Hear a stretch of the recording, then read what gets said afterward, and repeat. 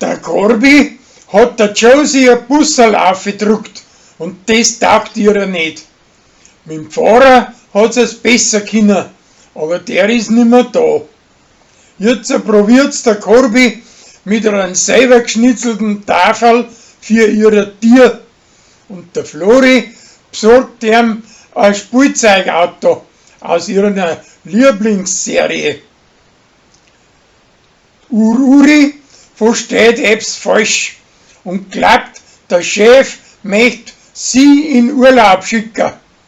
Dabei möchte aber der selber mit seiner Alten in Urlaub fahren und sie sollte dabei mit dem Zwiefel zusammen das Wirtshaus übernehmen.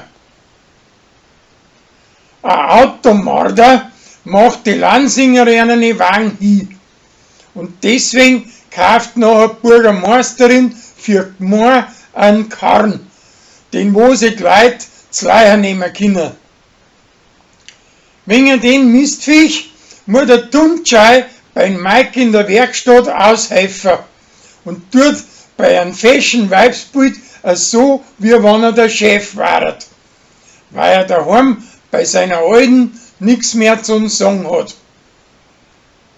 Als Berli schreibt fürs Gmeirblau einen Aufsatz mit 10 Seiten, aber der Kathi ist der viel zu lätschert und das reibt sie ihm auch hin.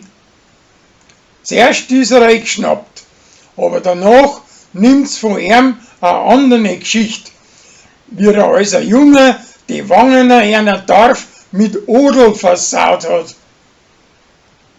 Der Mike möchte mit seiner Alten am Handy ein Rollenspiel spielen, aber die versteht das falsch und bildet sich eine gampsige Nummer ein und lässt sich von der Ruschi eine Wikingermontur bringen und schlürft da rein. Das kriegt aber das ganze Dorf mit und sie geniert sich schwer dafür. Aber er macht es wieder gut, indem dass er sich für sie als Offizier anzieht.